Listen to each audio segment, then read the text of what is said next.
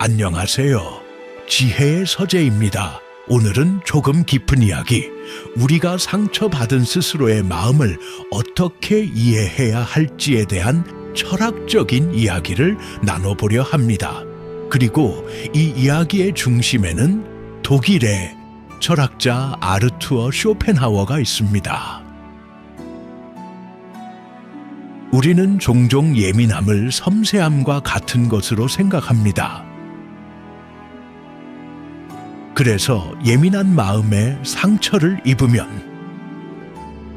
그건 자신의 마음이 너무 여리고 섬세하기 때문이라고 생각합니다. 하지만 철학자 쇼펜하워는 전히 다르게 생각했습니다. 예민함의 이면을 깊숙이 들여다본 후에 그는 이렇게 말합니다. 자주 상처를 받고 병적으로 너무 예민한 자존심은 허영에 기반을 두고 있다. 허영이라니 타인의 생각 없는 말에 상처 입은 내 마음이 허영 때문이라니 그게 도대체 무슨 말일까요? 여기서 쇼펜하워가 말하는 허영이란 단순한 자랑이나 허세가 아닙니다. 그는 이렇게 말합니다. 자부심은 어떤 면에서 자신이 압도적인 가치를 가졌다는 굳건한 확신이다. 반면에 허영은 이런 확신을 다른 사람에게서 일가으려는 욕망이다. 자부심은 내면에서 생겨나는 직접적인 존중이지만 허영은 이런 존중을 외부로부터 간접적으로 얻으려는 노력이다.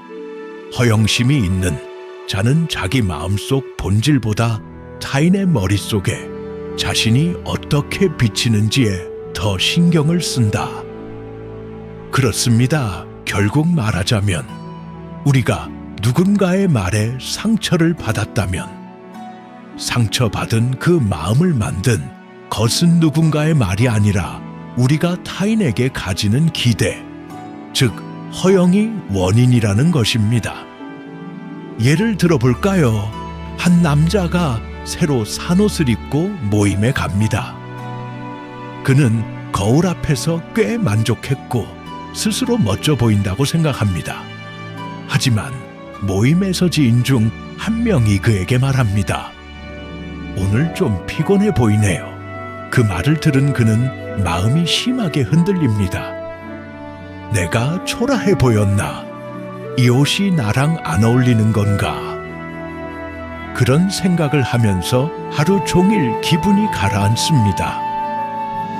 누군가가 툭 던진 한 마디에 그는 왜 그렇게 기분이 나빠진 걸까요? 그 이유는 그가 진짜 중요하게 여긴 것이 바로 타인의 시선 속에 비친 자기 자신이기 때문입니다. 그가 상처받고 의기소침하게 된 이유는 타인의 시선 속에 있기를 바랬던 자신의 이상적인 이미지가 무너졌기 때문입니다. 거울 속에 비친 자신의 모습에 만족했음에도 불구하고 타인의 외모 평가에 휘둘려서 자신의 만족감이 훼손되어 버린 것이죠.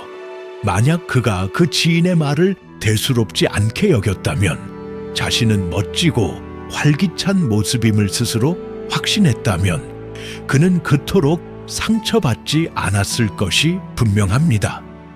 그래서 쇼펜하워는 이렇게 말합니다. 우리가 누구인가 보다 사람들이 우리를 어떻게 생각하는가에 더 집착할 때 우리는 언제나 불행할 수밖에 없다.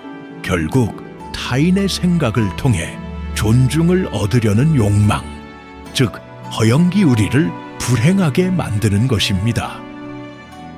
허영은 또한 내면의 가난을 외면의 장식으로 덮으려고 시도합니다. 쇼펜하우어는 말합니다. 내면의 공허함은 사람들로 하여금 외면의 화려함을 추구하게 만든다. 지적인 깊이가 없고 자기 성찰을 하지 않으며 내면에 단단함이 없는 사람일수록 비싼 옷이나 명품 혹은 타인의 인정이라는 외적인 것들로 자신을 포장하려 합니다. 상처받기 쉬운 예민한 마음 역시 이와 같습니다. 쇼펜하우어는 상처받기 쉬운 이유는 내면이 약해서가 아니라 내면의 공허를 타인의 인정으로 채우려 하기 때문이라고 말합니다. 그래서 그는 이렇게 조언합니다. 세상이 우리를 어떻게 평가하든 그것은 우리가 어떤 사람인지와는 별개다. 자, 그렇다면 우리는 상처받지 않는 마음을 가지기 위해서 어떻게 해야 할까요? 쇼펜하우어는 그 대답을 우리 내면에서 찾습니다. 그는 우리가 존재 그 자체로 충분한 삶을 살기를 권유합니다. 다시 말해서 타인의 시선을 통해서가 아니라 지적인 활동, 예술적인 몰입, 자기 성찰, 그리고 자연과의 교감 속에서 우리의 자존감을 다져야 한다고 말합니다. 아울러 그는 진정한 평온은 홀로 있어도 충만한 상태에서 온다고 봅니다. 누구에게도 잘 보이려 하지 않고 자신을 남과 비교하지 않고 그저 있는 그대로의 나를 받아들일 수 있을 때 우리는 더 이상 상처받지 않을 수 있습니다. 자, 여러분 어떠셨나요? 이러한 쇼펜하우어의 철학은 우리의 마음을 치유하고 다스리는데 큰 도움이 됩니다. 마음이 섬세하고 순수한 것은 매우 큰 축복일 수 있습니다.